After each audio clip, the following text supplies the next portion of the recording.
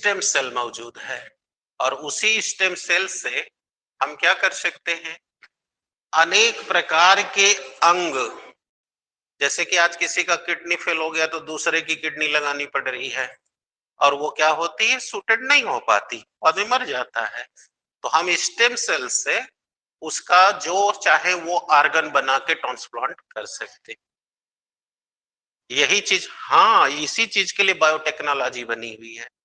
जैसे इंटर के बाद कोई बच्चा बीटेक बायोटेक करेगा, उसमें यही पढ़ाई होगी। अंडरस्टूड? तो इसीलिए आज लोगों क्या कर रहे हैं, जिनके यहाँ जिसके पास पैसा है वो अपना वो जो फीटस का यानी भ्रूण का जो प्लेसेंटा है जन्म के बाद उसे वो स्टोर करा देता है इसमें, और वहां उसे सुरक्षित रखा जाता है।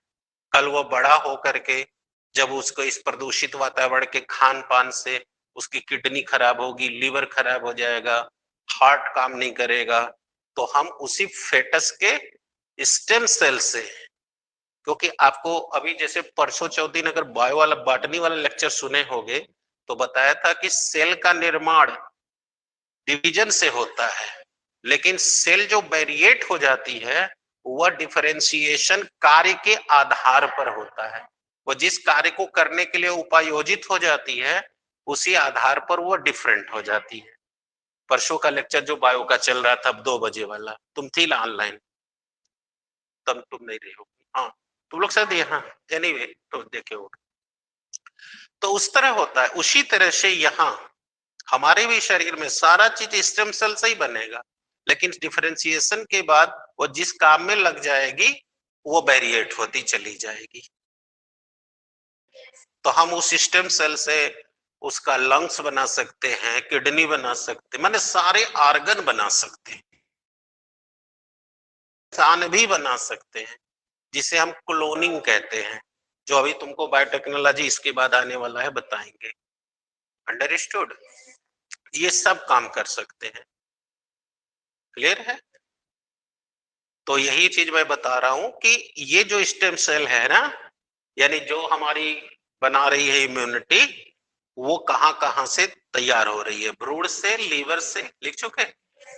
और जब हम बड़े हो जाते हैं वयस्क, तब कहां से? बोन मैरो से। और वयस्क अवस्था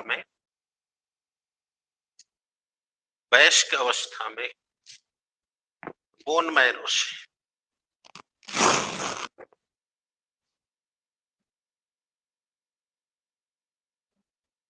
बोन, ठीक है। बनने के बाद इनका विभेदन, अब समझ आ गया ना? निर्माण तो एक ही जगह से होना है, बनने के बाद इनका विभेदन यानी डिफरेंशिएशन,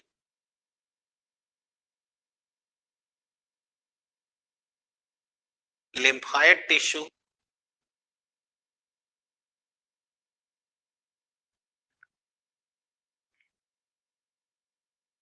लिम्फाइड टिश्यू में होता है,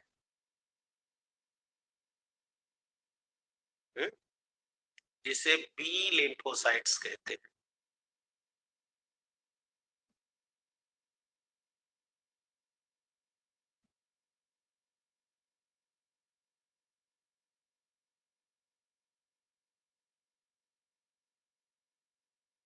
लिम्फोसाइट जिनका विभेदीकरण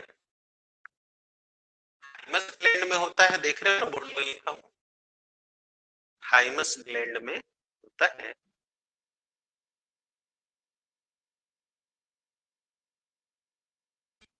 बोलो क्या बोले?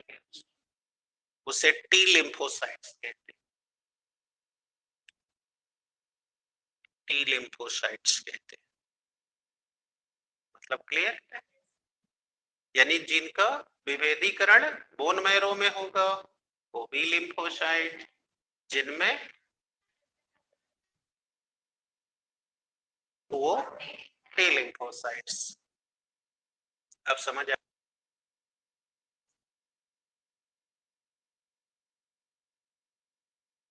अब पैरा चेंज करके लिख लो एक लाइन, बी लिम्फोसाइट एंटीबॉडी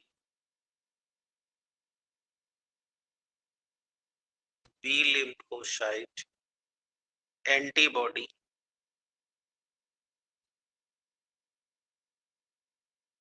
हो गया। माधित ह्यूमोरल प्रतिरक्षा तंत्र बनाती है।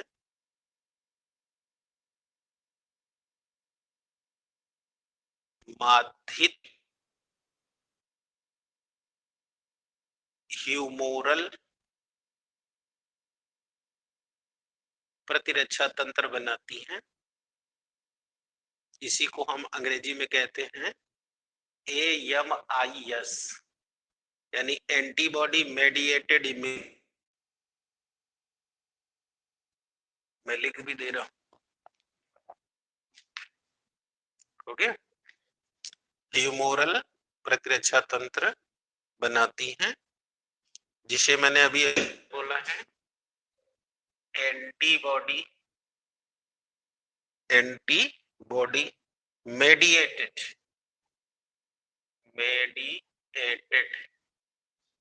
इम्यून सिस्टम, यानी शॉर्ट में मैंने कहा है AES। समझ गए बेटा? ये कौन वाला है? बोन मैरो वाला, बोन मैरो वाला। समझ में आया? अब कोई डाउट? अब दूसरा लिखो।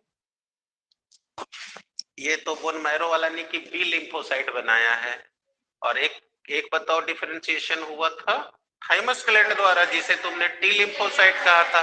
अब वो क्या कर रहा है? और टी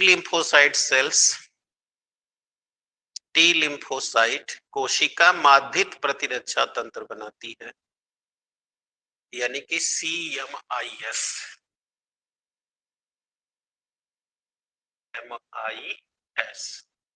अर्थात सेल, बाकी वही रहे, सेल मेडिएटेड इम्यून सिस्टम। अब अगर मैं इसको यहां पे ले लूं, तो जो ये बी लिम्फोसाइट वाला है ये AMIS बना रहा है, और जो ये टी लिम्फोसाइट वाला है वो CMIS बना रहा है। समझे बच्चों कि नहीं आया बस में? और निर्माण दोनों का कहाँ हुआ? नहीं समझ में आया? निर्माण हुआ फेटस में, लीवर में। भ्रूण माने ही फेटस, लीवर में, प्लेसेंटा में, अंडरस्टूड? स्टेम सेल में ये कहा जाए, है ना? वहां से बना, और डिफरेंशिएशन कहाँ हुआ? बोन मैरो और थाइमस में। तो बोन मैरो में जिसका हुआ, मैं इसको भी लिख दे रहा हूं, ये लिखवा चुका हूं, खाली तुमको मेमोराइज के लिए बता रहा हूं। ये लिखा दिया, तुमको याद करने में दिक्कत न रहे इसलिए ये बता रहा हूं। देखो, जो तुम्हारा, जब तुम माँ के गर्भ में थे, यानी फेटस के अंदर, वहां स्टेम सेल का निर्माण हो रहा था, माँ के लीवर में भी हुआ, और हीमोसाइटोब्लास्ट में ये सेल्स है, ठीक है? और उसके अंदर तुम्हारा लिम्फोसाइट सेल बना, ठीक बात है? और उसका निर्माण ये हुआ, ये फॉर्मेशन हो गया, और फॉर्मेशन के बाद जब हुआ डिफरेंसी, हाँ ठीक है, जैसे अभी मैंने पौधे का देखो, पौधा और जंतु एकदम सेम है, तो डिफरेंशिएशन अगर बोन मैरो के अंदर हुआ, बोन मैरो के अंदर हुआ, तो वो बी लिम्फोसाइट हो गई, और अगर थाइमस ग्लैंड के अंदर हुआ तो टी लिम्फोसाइट हो गई। तो जो बोन मैरो में हुआ उसने AMIS बनाया, यानी कि एंटीबॉडी मेडिएटेड इम्यून सिस्टम बना लिया, और जो CMIS बना, यानी कि यहां पर दो प्रतिरक्षा प्रणाली काम कर रही है। अब समझ आ गई?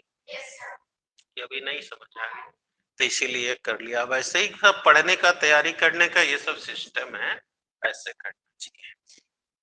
अब कोई प्रॉब्लम?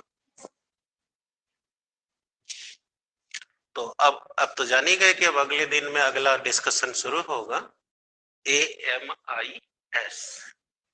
ओके, थैंक यू बेटा, फिर नेक्स्ट डे में बात होगी बेटा। आज का लेक्चर ओवर।